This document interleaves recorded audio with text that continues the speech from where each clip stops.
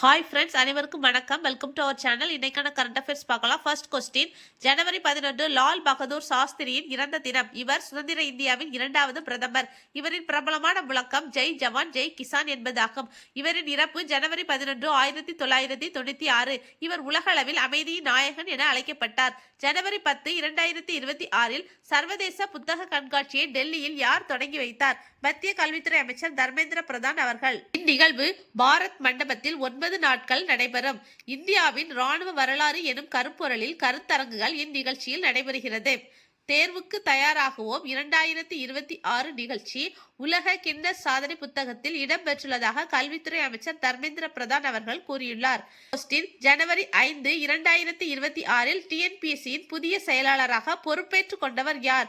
பானோத் முருகேந்தர் லால் அவர்கள். 5th question, தமிழக அரசின் புதிய டாப்ஸ் ஓய்வூதிய திட்டத்திற்கான அரசாணை ஜனவரி 10, 2026 அன்று வெளியிடப்பட்டுள்ளது. 6th கொஸ்டின், சோமநாத் ஸ்வபிமான் பர்வ் விழா எந்த மாநிலத்தில் நடைபெறுகிறது? குஜராத் மாநிலத்தில் சோமநாதர் ஆலயத்தில் நடைபெறுகிறது.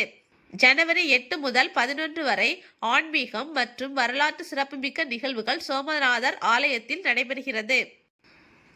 ஜனவரி 11 நடக்கும் இறுதி விழாவில் பிரதமர் மோடி அவர்கள் பங்கேற்கிறார். 7th கொஸ்டின், உள்ளாட்சித்துறை, இந்து சமய அறநிலையத்துறை, மின்துறை உள்ளிட்ட 16 துறைகளின் 51 சேவைகள் நம்ம அரசு என்ற வாட்ஸ்அப் மூலம் பெரு வசதியை தமிழக அரசு தொடங்கியுள்ளது. இதற்கான ஒப்பந்தத்தை வாட்ஸ்அப்பின் மெட்டா நிறுவனத்துடன் செய்து கொண்டுள்ளது. ஒப்பந்தம் நடைபெற்ற இடம் சென்னை நந்தம்பாக்கத்தில் நடைபெற்ற தகவல் தொழில்நுட்ப உச்சி மாநாட்டில் தமிழ்நாட்டின் தகவல் தொழில்நுட்பவியல் மற்றும் டிஜிட்டல் சேவைகள் துறை அமைச்சர் பழனிவேல் தியாகராஜன் அவர்கள் முன்னிலையில் ஒப்பந்தம் நடைபெற்றது. தமிழக அரசு சார்பில் 2021 முதல் 2025 வரை 4 ஆண்டுகளில் 100 காப்பு வனப்பகுதிகள் அறிவிக்கப்பட்டுள்ளன. தமிழக புவிப்பரப்பில் 33% வனப்பகுதியாக மாற்ற இலக்காக கொண்டு பல்வேறு திட்டங்களை தமிழக அரசு செயல்படுத்தி வருகிறது. தற்போது வரை 24.47% நிலப்பகுதிகள் வனப்பகுதியாக மாற்றியுள்ளது. இந்தியாவின் முழு காகிதமில்லா மாவட்ட நீதிமன்றமாக முதலாக மாறியுள்ள மாவட்டம் எது? கல்பெட்டா மாவட்ட நீதிமன்றம், கேரளா. 10th கொஸ்டின், தேசிய மனித கடத்தல் விழிப்புணர்வு தினம் ஜனவரி 11. 11th கொஸ்டின், சமீபத்தில் புவிசார் குறியீடு பெற்ற நாகௌரி அஸ்வகந்தா எந்த மாநிலத்தில் உள்ளது? ராஜஸ்தான் மாநிலம்.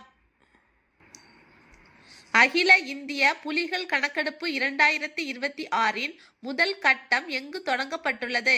தந்தை பெரியார் வனவிலங்கு சரணாலயம், Erode, Tamil Nadu. History that India ignored, India புறக்கணித்த வரலாறு என்ற புத்தகத்தின் ஆசிரியர் யார்? பிரேம் பிரகாஷ் அவர்கள். வாங்சு நீர்மின் திட்டம் எந்த நாட்டில் கட்டப்பட்டு வருகிறது? பூட்டான். அதானி குழுமம் 49% பங்குகளுடன் இத்திட்டத்தை செயல்படுத்தி வருகிறது. 2025 செப்டம்பரில் இதற்கான ஒப்பந்தம் மேற்கொள்ளப்பட்டது. குளிர்காலத்தில் பூட்டானின் மின்சார தேவைக்காகவும் கோடை காலத்தில் உற்பத்தி செய்யப்படும் மின்சாரம் இந்தியாவிற்கு ஏற்றுமதி செய்யப்படும். பூட்டானின் சுகா மாவட்டத்தில் வாங்சு நதி படுகையில் இது கட்டப்பட்டு வருகிறது. இதில் உற்பத்தி செய்யப்படும் மின்சாரம் 570 மெகாவாட். வாங்சு நதி பிரம்மபுத்திரா நதியின் துணை நதியாகும். வணிக ரீதியாக பயோ பிட்டுமின் உற்பத்தி செய்யும் முதல் நாடு எது? இந்தியா. பிட்டுமின் என்பது கச்சா எண்ணெயை பிரிப்பதன் மூலம் உற்பத்தி செய்யப்படும் ஹைட்ரோ கார்பன்களின் கருப்பு பிசுபிசுப்பான கலவையாகும். இது சாலை அமைப்பதில் பயன்படுத்தப்பட்டு வருகிறது.